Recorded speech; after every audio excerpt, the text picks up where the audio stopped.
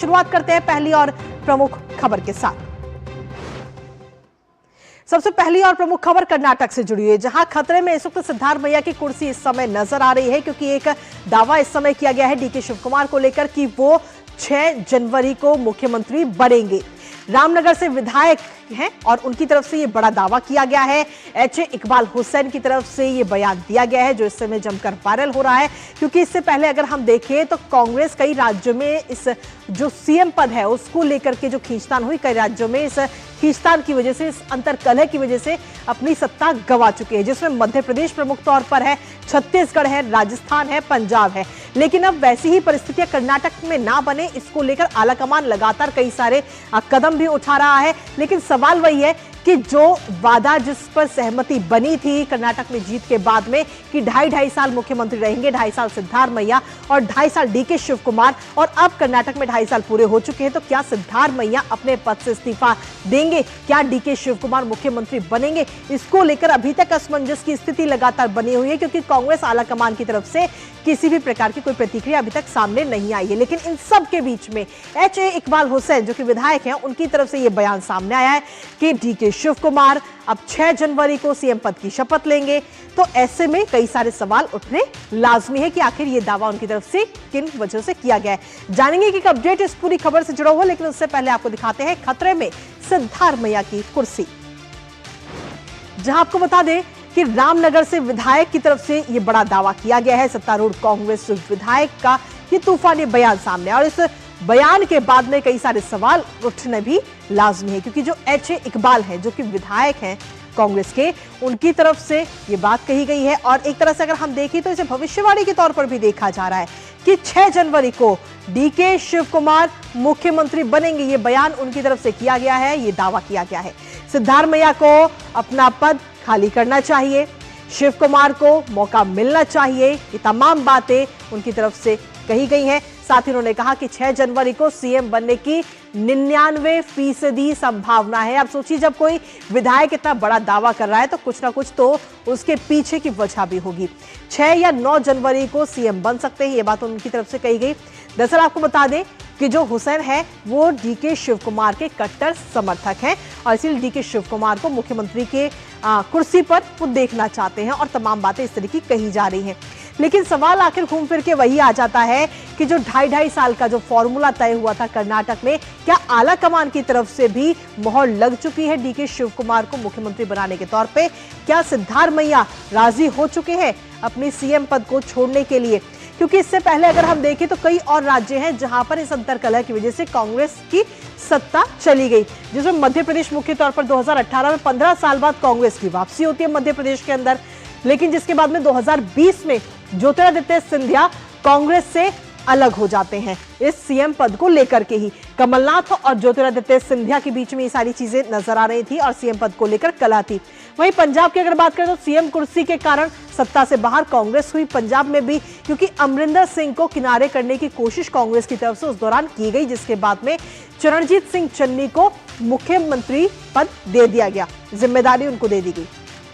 और पद देने के बाद में 6 महीने के बाद जब विधानसभा चुनाव हुए तो आप यकीन मानिए कि कांग्रेस को सिर्फ और सिर्फ 18 सीटें ही मिली, और सीएम चन्नी जो कि मुख्यमंत्री थे वो भी अपनी सीट गंवा बैठते हैं। अब बात करते हैं पंजाब के बाद राजस्थान की, जहां सचिन पायलट के चेहरे पर साल 2018 का चुनाव लड़ा गया कांग्रेस ने और जीता भी। लेकिन जीत के बाद में जब सचिन पायलट को बड़ी जिम्मेदारी मिलनी चाहिए थी, उस दौरान अशोक गहलोत को मुख्यमंत्री का पद दे दिया जाता है, जिसको लेकर लंबी खींचतान भी मची। साल 2022 में सचिन पायलट को सीएम बनाने की कोशिश आलाकमान की तरफ से की गई, लेकिन उस वक्त जो राजस्थान के मुख्यमंत्री थे अशोक गहलोत, उन्होंने, और जो उनका खेमा है, उन्होंने सीधे तौर पर आलाकमान को ही चुनौती दे दी। 2023 में विधानसभा के चुनाव हुए राजस्थान में और कांग्रेस की करारी हार। इसके बाद बात छत्तीसगढ़ की, जहां 2018 में जीत के बाद सीएम पद को लेकर के पूरा जो मामला था वो अटका रहा, क्योंकि सूत्रों की तरफ से जानकारी मिली थी कि भूपेश बघेल और टीएस सिंहदेव के बीच में 2.5 साल के फॉर्मूले पर सहमति बनी थी।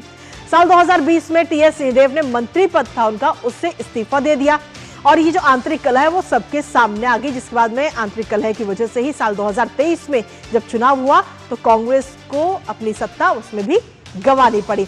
तो ये 4 राज्यों का सीधे तौर पर उदाहरण कांग्रेस के सामने है और कांग्रेस ये बिल्कुल नहीं चाहती कि वही स्थिति परिस्थिति इस समय कर्नाटक में भी बने। तो ऐसे में सब चीजों को साथ में लेकर कांग्रेस चलना चाह रही है। कांग्रेस आलाकमान की तरफ से कोशिश की जा रही है कि चीजें वहीं की वहीं शांत हो जाएं। लेकिन अब जब विधायक की तरफ से बयान सामने आया है कि डीके शिव कुमार मुख्यमंत्री बनेंगे, तो ऐसे में सियासी हलचल मच चुकी है। हमारे साथ हमारी सहयोगी ज्योति इस वक्त जुड़ गई है, सीधा उनका रुख करेंगे ताजा अपडेट के लिए। ज्योति, सीधे तौर पर अगर हम देखें तो जानकारी ये थी कि 2.5 साल के फॉर्मूले पर सहमति दोनों के बीच में बनी थी और 2.5 साल पूरे भी हो चुके हैं। लेकिन अब जब विधायक की तरफ से जो ये बड़ा बयान दिया गया या यूं कहे कि भविष्यवाणी की गई, जो दावा किया गया कि 6 जनवरी को डीके शिव कुमार मुख्यमंत्री पद लेने वाले हैं, कितनी सच्चाई इसके पीछे आपको नजर आ रही है इस समय? सुपिका जी, अभी पिछले 1 हफ्ते से कर्नाटका की बेलगम में हूं मैं। यहाँ पे पिछले 1 हफ्ते से सत्र चल रहा है, लेकिन सत्र से भी ज्यादा, अधिवेशन से भी ज्यादा कर्नाटक में नायकत्व की बदलाव की बहुत अभी भी वो ही चर्चा है। सीएम सिद्धरामैया और डीसीएम डीके शिव कुमार के बीच में 2 ब्रेकफास्ट मीटिंग हुआ। ब्रेकफास्ट मीटिंग के बाद भी ये नायकत्व का एक चर्चा है ना, अभी तक कम नहीं हुआ है। जैसे आपने पूछा इसमें कितना सच्चाई है, जब नवंबर 20 हुआ तब से नवंबर रेवोल्यूशन, मतलब नवंबर 20 होने के बाद पावर को शिफ्ट करना चाहिए, ऐसे डीके शिव कुमार के सपोर्टर्स की उनका एक डिमांड था। तो अभी से लेकर उस वक्त उन दोनों के बीच ब्रेकफास्ट मीटिंग हुआ। हालांकि लग रहा था कि थोड़ा तो ब्रेक लगेगा, लेकिन कर्नाटक के सत्र के इस समय में भी कर्नाटक की इस नायकत्व के विचार के बारे में बहुत चर्चा हो रही है। मैं इसका थोड़ा बैकग्राउंड बता के आपके क्वेश्चन का आंसर दूंगी। यतींद्र सिद्धरामैया, जो सिद्धरामैया की पुत्र बेटा है, वो एमएलसी है। उन्होंने बेलगाम की सत्र जब चल रहा था, उन्होंने एक स्टेटमेंट दिया। उन्होंने कहा कि मेरा ही पिता मतलब सिद्धरामैया जी ही 5 साल तक सीएम बनकर रहेंगे। उसमें कोई चर्चा की विषय नहीं है, हाईकमान के आगे ऐसा विचार भी नहीं है।